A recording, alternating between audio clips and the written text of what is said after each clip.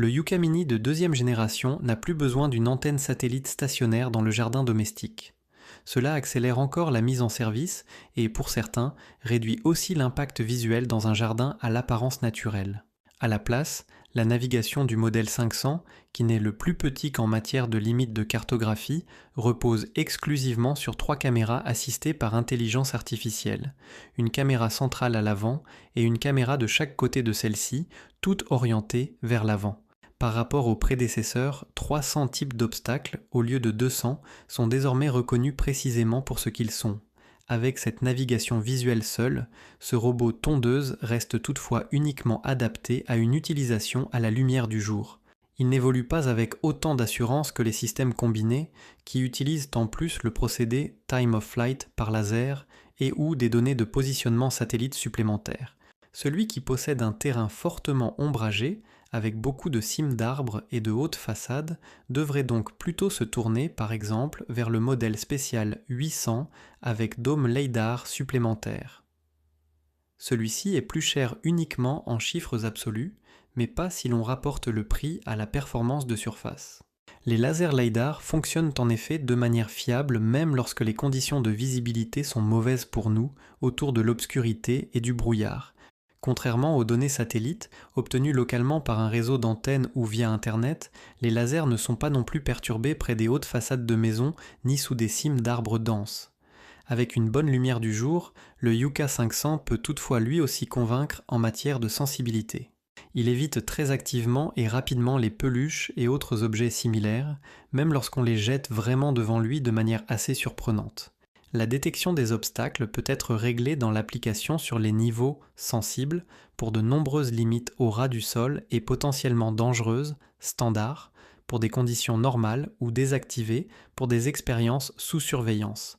De manière générale, lorsque la station est connectée au Wi-Fi local, l'application promet la même étendue fonctionnelle que sur les modèles nettement plus chers.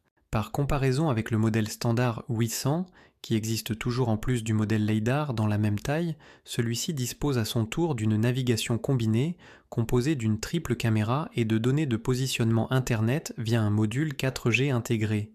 Cette combinaison profite elle aussi aux surfaces complexes, avec davantage d'obstacles et de manœuvres de demi-tour, car le robot sait ici précisément où il est déjà passé. La performance de surface peut ainsi être organisée de manière très régulière. Le module 4G est intégré d'usine sur les modèles 8Sense et a, chez Yuka, une valeur de marché de 99 €. Les données de positionnement Internet pour la navigation ne nécessitent pas d'abonnement 4G. Celui-ci coûte sinon 50 € par an à partir de la 4e année pour la localisation précise en cas de vol et l'accès externe à la caméra. Sur le modèle d'entrée de gamme, le module peut être ajouté ultérieurement. On n'utilise alors toutefois pas de navigation satellite supplémentaire, mais uniquement l'étendue élargie de l'application. Le Yuka ne possède pas d'écran, ce qui signifie qu'il n'est pas nécessaire, ni même possible, d'attribuer un code PIN. Cela rend le démarrage encore un peu plus simple et rapide, mais facilite aussi, du moins pour des voleurs non informés, le vol du robot. Un signal d'alarme lors du soulèvement ne change pas grand-chose à cela. Cependant, comme le robot mémorise le numéro de série du compte précédemment créé, il est possible, en cas de vol, de le bloquer via le cloud même sans abonnement. Lors d'un nouvel enregistrement depuis l'extérieur, le robot constate alors qu'un autre lien existait auparavant et il ne peut ensuite pas être configuré. En soi, les coûts d'abonnement 4G pour l'accès à distance étendue sont d'ailleurs tout à fait normaux, tous fabricants confondus. Récemment, la marque Dream, par exemple, a elle aussi augmenté son abonnement annuel de 45 à 50 €. Chez Segway Navimov, il coûte 30 €, mais il n'y a alors pas de flux caméra. Dans la comparaison directe entre laser LiDAR et RTK par Internet, la technologie GPS particulièrement précise, Real-Time Kinematic, peut voir ses performances chuter en raison d'une réception plus faible sous les cimes des arbres et près des façades de maisons. Dans la pratique, le robot n'utilise alors plus vraiment que la technologie visuelle de la caméra. En revanche, sur une surface dégagée, un positionnement réellement très précis, bande après bande, peut être garanti. L'écart entre les trajectoires peut d'ailleurs être réglé comme on le souhaite sur les robots Yuka, quel que soit le modèle, et cela proportionnellement pour chaque zone créée. Les lasers LiDAR scannent activement l'environnement à la recherche d'obstacles. Sur une pelouse en cours de tonte, cela fonctionne à partir de la taille d'un tuyau d'arrosage ou d'une boîte d'allumettes. Cette sensibilité extrême n'est toutefois généralement pas judicieuse en dehors de conditions de gazon anglais si l'on veut garantir un fonctionnement constant. Le RTK-GPS, en revanche, ne sert pas à éviter les obstacles, mais à assurer un alignement précis. Ici, le robot sait vraiment très exactement où il est déjà passé et quand. Ce qui est le plus important dans la comparaison directe dépend donc des conditions sur place. Caméra seule pour les surfaces simples avec des obstacles clairs, généralement plutôt hauts, RTK, Internet et caméra pour une régularité parfaite et des surfaces elles aussi plutôt ouvertes, sans trop d'ombre, laser LiDAR avec caméra pour les surfaces très complexes, avec beaucoup d'ombre portée et des obstacles dangereux. Même dans les modèles Luba Mini à un peu plus de 1000 €, les trois technologies combinées ne sont pas encore proposées. Il faut pour cela passer au modèle haut de gamme. Dans de nombreux cas, cette sophistication n'est toutefois pas du tout nécessaire, notamment lorsque la caméra est de haute qualité, ce qui est le cas ici. Les trois caméras travaillent en High Dynamic Range avec un espace colorimétrique élargi et disposent de la technologie Global Shutter. Un capteur Global Shutter expose et lit tous les pixels de l'image entière exactement au même fragment de seconde. Il n'y a pas de balayage ligne par ligne, ce qui signifie que l'image devient immédiatement, pour le robot, un instantané absolument fixe et non déformé de la réalité. Comme mentionné, il faut encore un peu de lumière résiduelle. Mais en dehors de cela, grâce à cette technologie professionnelle, la triple caméra gère tout de même bien le soleil bas ainsi qu'un certain jeu d'ombre et de lumière. Même si le fabricant apparaît lui-même comme vendeur direct aussi bien sur Amazon que sur divers autres sites marchands, le prix varie fortement dans le détail, et jusqu'ici, la réduction n'a parfois été appliquée que sur Amazon.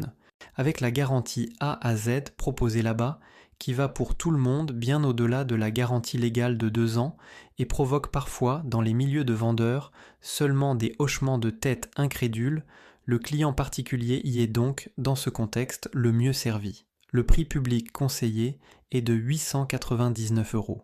Le prix le plus bas, à la date de juin 2026, s'élève jusqu'à présent à 649 €.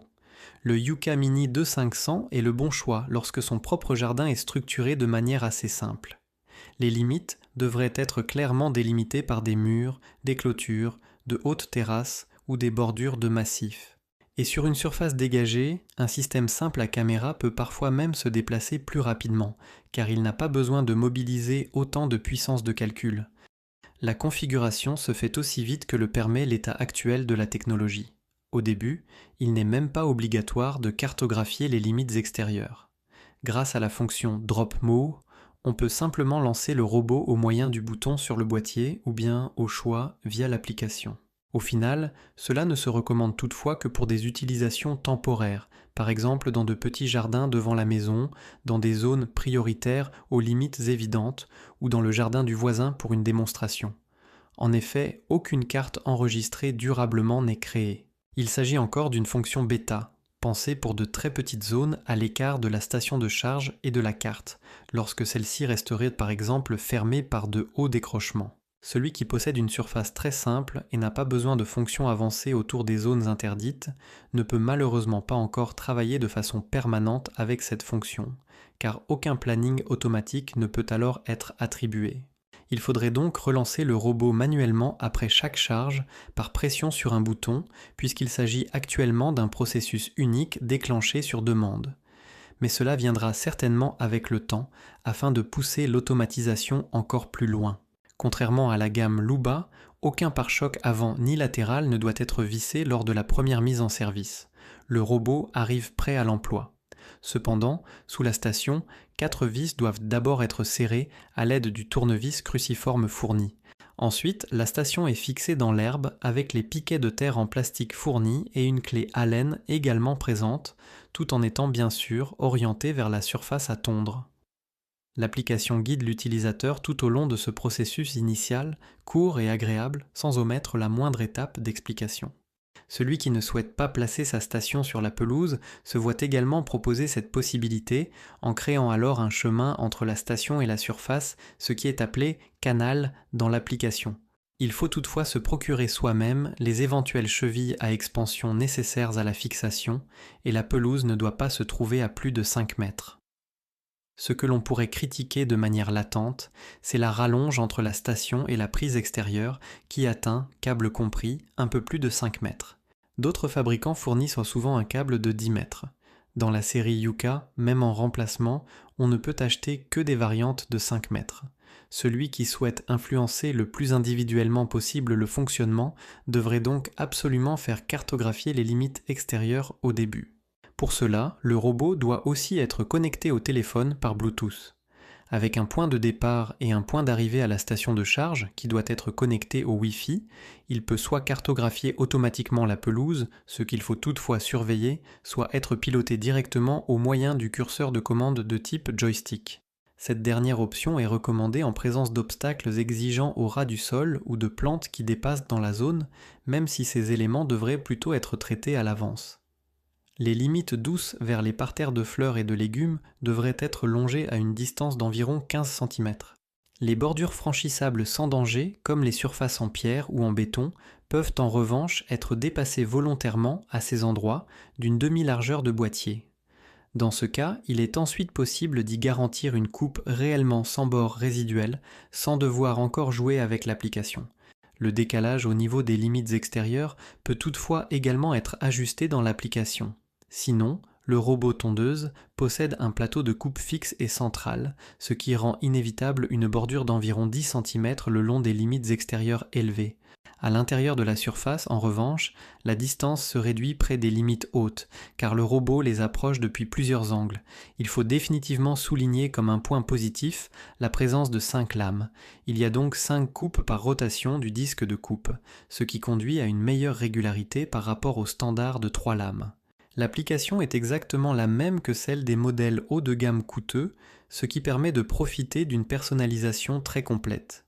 Cela concerne par exemple la coupe des bordures. On peut régler assez individuellement combien de fois les bordures autour des limites extérieures et séparément autour des zones interdites à l'intérieur de la surface doivent être parcourues par charge de batterie.